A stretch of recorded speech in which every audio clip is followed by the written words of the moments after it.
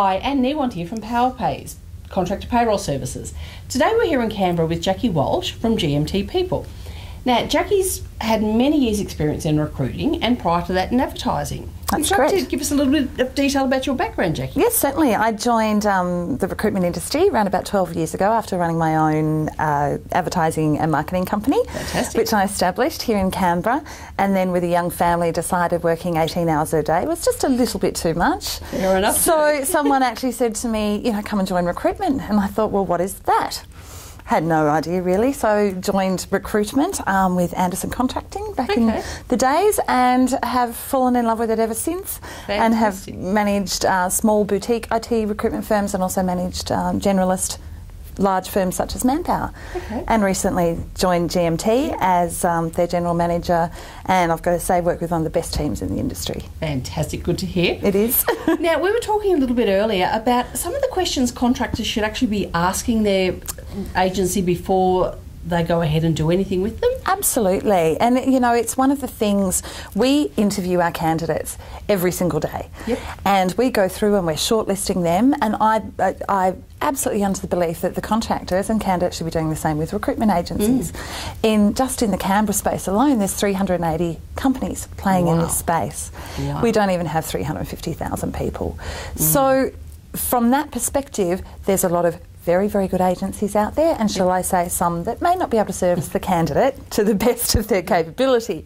So I think that the candidates need to be able to interview us as well to find out who is going to provide them with the best solution at the end of the day. And at the end of the day, it's about getting them employment. Exactly. So some of the questions I think that it's really, really important for candidates to ask is, who do we deal with? Who are our clients? You'd be surprised at some of the agencies that are out there that actually only have one client. Really? So they register with an agency. That agency may just be on the Australian Taxation Office panel per se, or may just supply to Hewlett-Packard. So they're really limiting their actual opportunities out there in the marketplace. So exactly? So who do you actually work for? Who do you recruit for is one of the really, really crucial questions to ensure that you, as the candidate, is getting as much coverage out there in the industry. Otherwise it's going to waste a lot of my time. Exactly. Spending time with you if you're only dealing with one. Absolutely, and also waste our time as well, because your skill set may not be something that one or two clients are actually looking for at the beginning. So why go through that process when you can do the screening over the telephone, over the actual phone?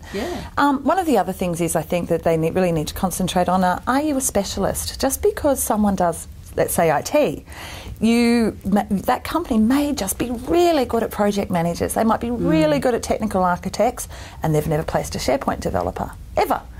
You're a top leading SharePoint developer, you come, you talk to an agency, and of course they want you because they know that you probably can place you out there in the marketplace, but do they actually know what a SharePoint developer does?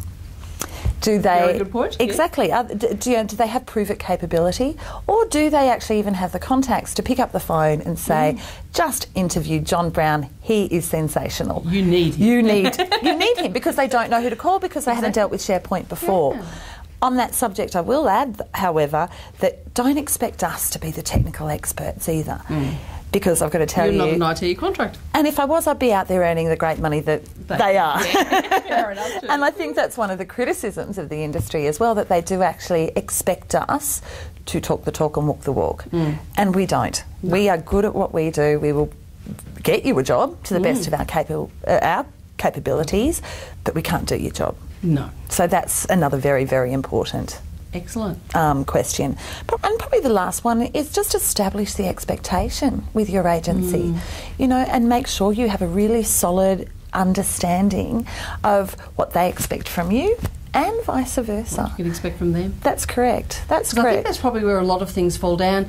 A lot of contractors, some of them, I think, are expecting a regular visit where it may not be feasible, and other people don't necessarily want to see. So if you're both on the same page and everything's set down to start with, it's going to make them feel a lot more comfortable. It is. Everyone knows what's happening. It is. And, that goes through from the first telephone call, what are you going to do with my CV, all the way through to the last day of your contract and the follow-up afterwards. And different agencies offer different services, so try and pick the one that suits you. Okay. And one of the things I believe GMT is very good at is having those relationships. Look, we do. And, everyone says we have great relationships.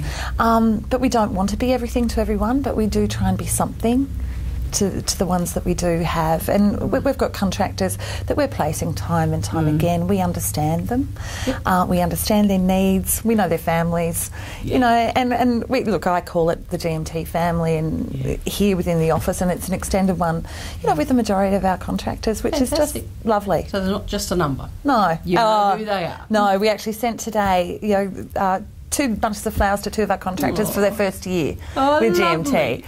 So we remember the birthdays, and we try and remember when they're going on holidays to send them a travel voucher or something. So we do try. We don't get it right 100% of the time, but I don't think everyone does. No, I don't think so. Agreed. Well, that's fantastic. Well, thank you so much for all of your help, and we'll speak to you soon. Thank you.